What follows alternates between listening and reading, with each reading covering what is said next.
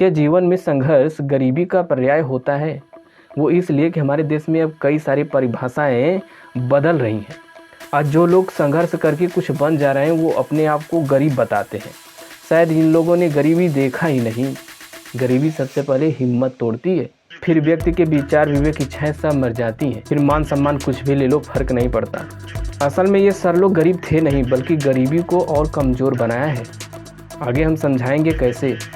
हमने पूरे इतिहास में एक ही व्यक्ति को देखा जो निम्न वर्ग के होते हुए भी अपने आप को कभी गरीब नहीं बताए, और संघर्ष तो इतना कि सुनकर रूह कांप जाते हैं। मुझे उनका एक लाइन याद आ रहा है कि देने के लिए मेरे पास पैसे थे पर कपड़ा साफ करने वाला कोई नहीं था।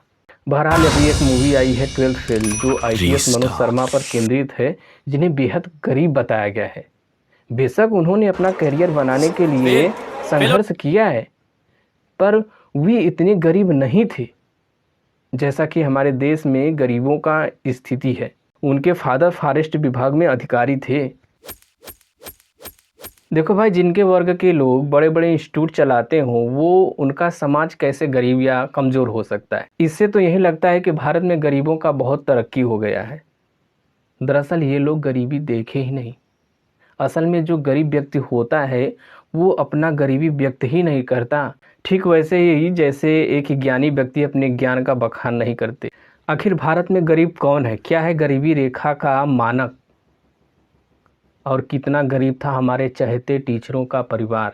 देखो, ना का तो कोई तर्क नहीं बनता, पर ये लोग जिन बुलंदियों पर हैं वहाँ पहुँचना बहुत कठिन है। पर ये लोग जो दुनिया को अपना परिचय कराए हैं वो सही नहीं है। देखो, हम ये नहीं कर रहे हैं कि इन्होंने स्ट्रगल नहीं किया, बेहिसाब किया है, और इसे इग्नोर भी नहीं किया जा सकता। हम भी इनको आदर्श मानते हैं। पर हमारे समाज में प्रोफेसर, ठेकेदार, इंजीनियर, वकील कमज़ोर वर्ग नहीं है, लेकिन हमारे टीचर और लीडर्स ने गरीबी और गरीबों के सहानुभूति का खूब इस्तेमाल किया है। आज हम आपको बता रहे हैं कि इनका परिवार कितना गरीब था, जो इन्होंने खुद अपने अलग अलग इंटरव्यू में बताया है। देखिए, जो विकास दिव्यकीर्ति सर कई जगहों पर अपना बैकग्राउंड गरीबी का बताए हैं। असल उनके पेरेंट्स प्रोफेसर हैं। अवध ओझा सर के मदर एडवोकेट और फादर पोस्ट मास्टर थे। वहीं अलख पांडे सर के पिताजी ठेकेदार थे और माताजी टीचर थीं।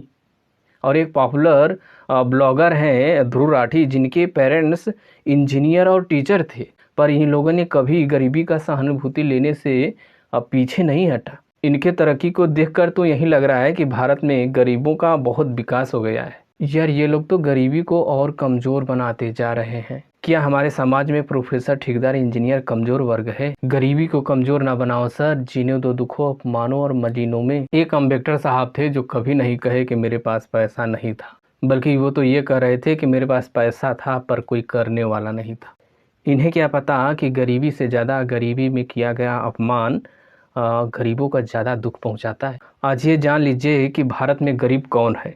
योजना आयोग ने एक कमेटी बनाई थी रंगराजन की अध्यक्षता में भारत में गरीबी को डिफाइन करने के लिए, जिन्होंने बताया कि भारत में वे लोग गरीब हैं जिनका ग्रामीण इलाके में दैनिक आय 32 रुपये है और शहर में लगभग 42-43 रुपये। फिर ये हमारे प्रिय टीचर कैसे गरीब थे? अरे सर, गरीबों का सहानुभूति ले लो, लेकिन गरीबी को कमज़ोर ना बनाओ।